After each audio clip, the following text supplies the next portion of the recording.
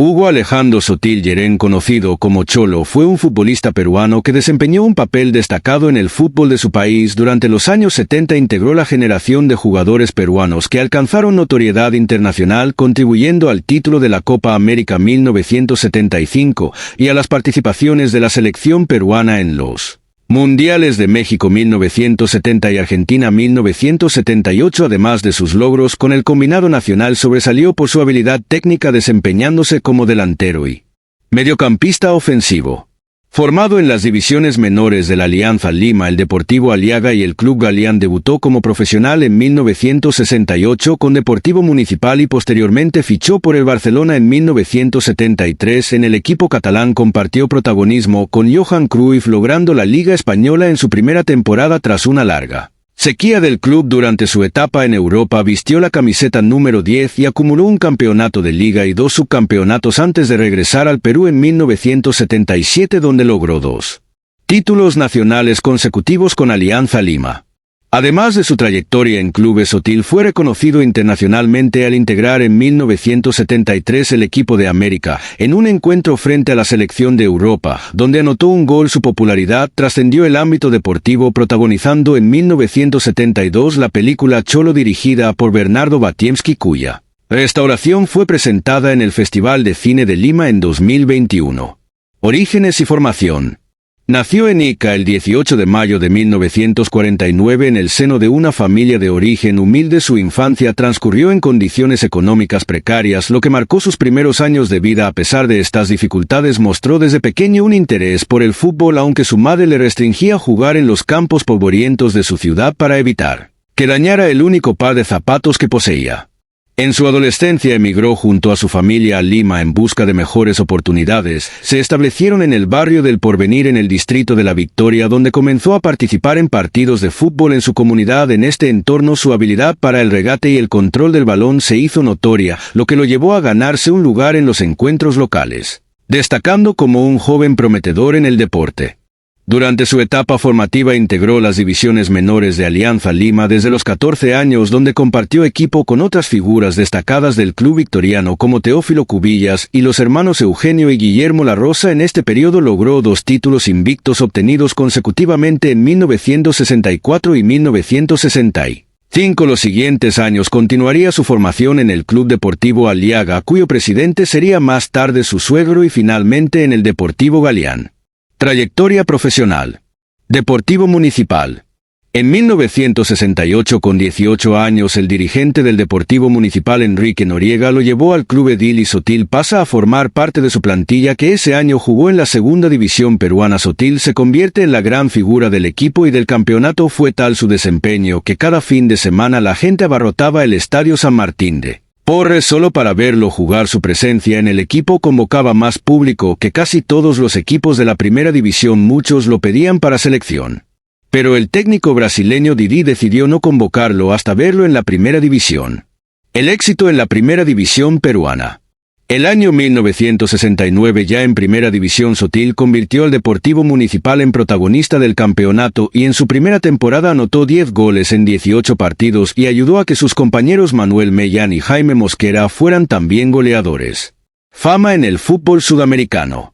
El año 1971 integraría un combinado de su club, el Deportivo Municipal, con jugadores de Alianza Lima para enfrentar a clubes europeos que vinieron de gira por Sudamérica, donde el 7 de enero en Lima golean 4-1 al gigante europeo Bayern Múnich de Franz Beckenbauer, Sepp Maier y Gerd Müller, y posteriormente el 15 de enero derrotan al Benfica de Eusebio por 2-1. Ambas noches muy recordadas en el Perú por la calidad mostrada y el concierto de guachas, paredes y gambetas que Hugo Sotil y Teófilo Cubillas hicieron juntos, por lo que fueron bautizados como la Dupla de Oro.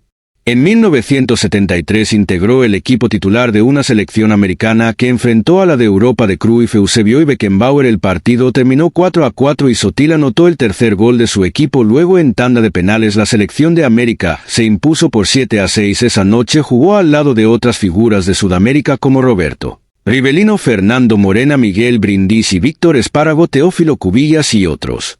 La gloria en el FC Barcelona.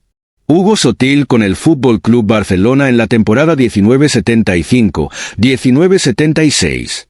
Su fama cobra dimensión mundial y a mediados de 1973 es vendido del Deportivo Municipal, donde estuvo más de 6 años, al Fútbol Club Barcelona para jugar junto a Johan Cruyff, el mejor jugador del mundo de esa época, Juan Manuel Asensi y Carles Rexach, conformando uno de los mejores ataques de todos los tiempos del equipo catalán con el Barcelona. Consiguió la Liga Española de la temporada 1973-1974 después de 14 años. Ese año fue protagonista de la histórica goleada del Barcelona al Real Madrid.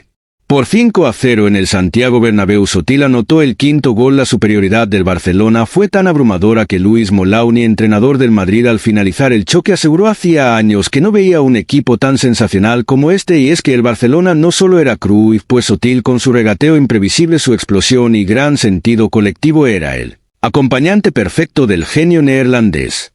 Luego de su meteórico ascenso fue perdiendo progresivamente el protagonismo en el Barcelona. Su nivel fue bajando considerablemente, debido a su apego a la bebida que molestaba mucho al técnico Rinus Michels, y el club contrató al neerlandés Johan Neeskens, que ocupó su plaza de extranjero. No obstante, el que más tarde también sería ídolo culé fue recibido con recelo como el propio club ha comunicado de manera oficial, ya que Sotil fue una figura emblemática para la afición del equipo azulgrana. En su época en España llevó la camiseta número 10, la que normalmente viste el jugador de más calidad dentro del equipo y con gran peso en la historia culé por haberla llevado entre otros Luis Suárez, Miramontes, Diego Maradona, Romario, Rivaldo, Juan Román, Riquelme, Ronaldinho y Lionel Messi. En el conjunto catalán jugó 3 temporadas y media en las que disputó un total de 68 partidos oficiales y marcó 17 goles.